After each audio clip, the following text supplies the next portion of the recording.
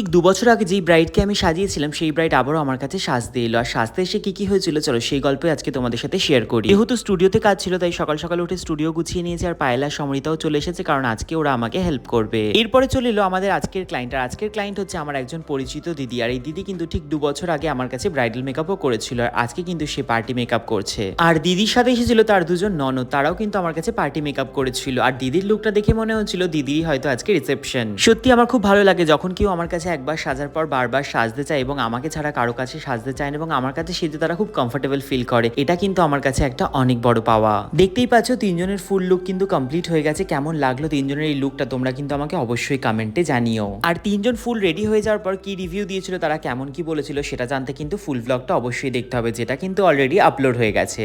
এমন সুন্দরভাবেই হাসি মজা করে দিনটা কেটেছিল। তো চলো আজকের এই ব্লগটা কেমন লাগলো জানিও। দেখা হচ্ছে আবার খুব শীঘ্রই নতুন একটা ব্লগের সাথে।